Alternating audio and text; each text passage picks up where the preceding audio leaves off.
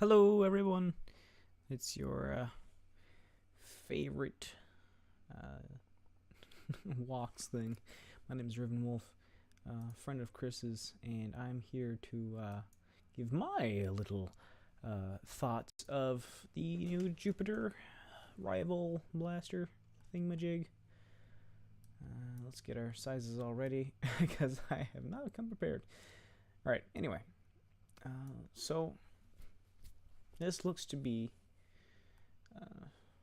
spring power for sure, unless, like Chris says, it is perhaps air powered, like the Busby, one of those blasters where you would unlatch this and pump it back and forth, like so. Because at first look, it doesn't seem like there's a lot of space to put a spring.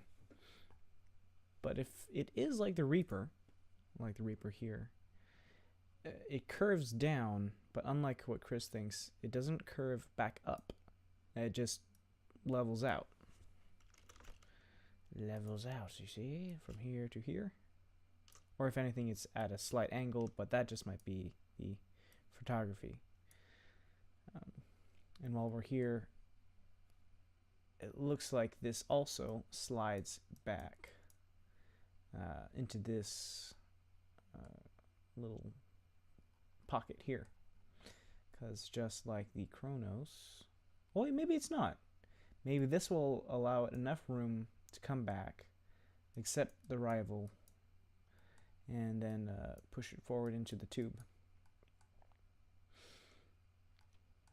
Perhaps.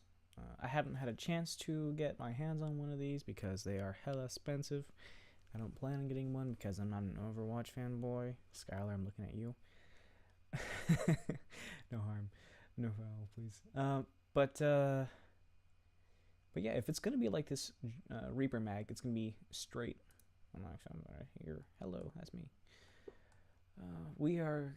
So it's gonna continue. Oops.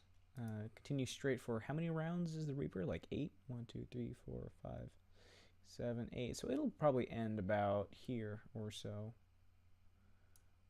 Just to accept the rival balls here. And if we're given this amount of space to, if they, the designers, are given this amount of space to work with, you can fit a plunger tube pretty much up here, or whatever this width is, all the way back. I'm going to say it's going to stop about here, and you have this much, at least, sorry, at the maximum you can probably work from here, but realistically it's probably going to end here. Anyway, with all that worked out, this is your plunger tube area. Then you would have a spot to accept your rival rounds, and then of course your barrel would go out here, so your ammo or your round would go out.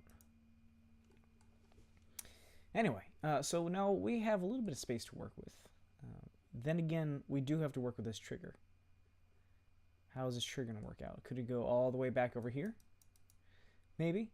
Interact with the bolt mechanism that, of course, with this length, is going to have to draw all the way back over here and stop there.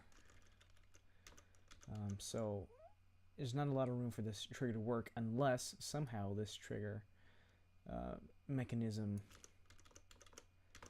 works in such a way that it has this much room to work in, and of course maybe extend out a little further to engage the sear up in here.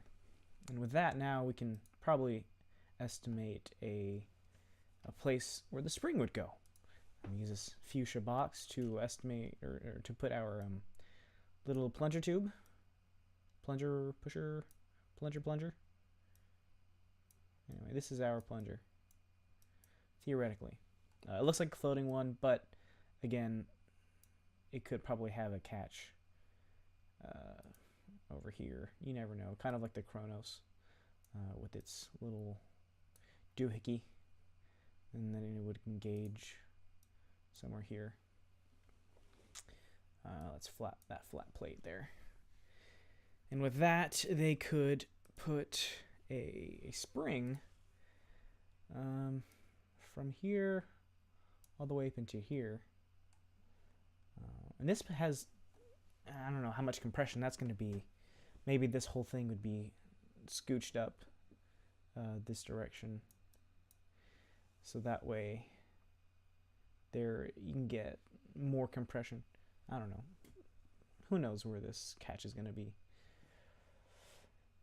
Anyway, this is one possible area. This is probably more likely because this is a Kronos. That formula has worked for them a lot. It worked in the Kronos, it worked in the Diva, it worked in the Reaper. Sprechen Sie which, where is it?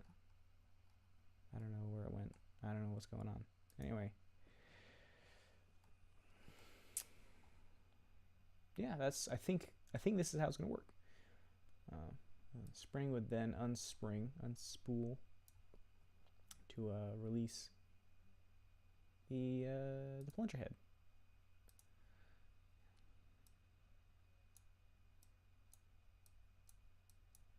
There we go. That's really ugly.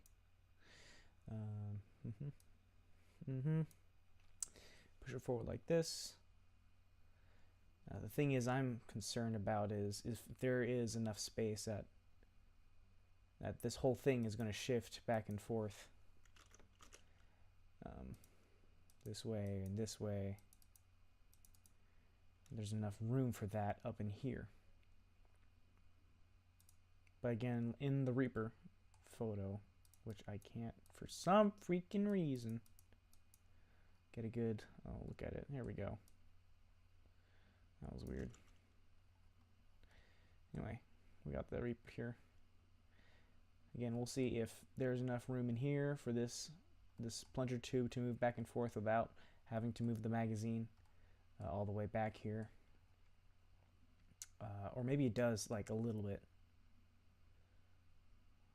We'll see, because in order to, because it would have to move back if you're going to keep the same Kronos, because the barrel extends into here so that the rival round can go this way in the chamber. Then it would pop back forward, encapsulate it, and the plunger would push forward. Yeah, pretty much. Pretty much. We'll see how much room this has to work with. Depending on how much it is, I might get my hands on it because I want to check it out. I'm not a big rival guy, but I do want to figure out how this works. Thanks, Chris. I love you, Chris. Anyway, that's my thought on the oh man, okay, no, I'm not done yet. Because this has to somehow engage, this bolt would have to engage with the plunger, and that's gonna be pretty darn interesting. That's either gonna be a really long plunger rod, man, or it really is suffering from small dickitis. We'll see. We shall see. Anyway. Yeah, that's it. There's Riven Wolf signing out. Bye. Here's a slight addendum. Hi, I'm back. I'm going over the box art, and I see that it's not going to be an air-powered blaster, since it says spring action mechanism. And here are the range claims. Velocity. Oh my gosh, that looks pretty bad. I'm going to say squinting, it looks like 90 FPS. We'll see. Oh yes, and it has, of course, accuracy. Yes. Anyway, cool. See you. Bye.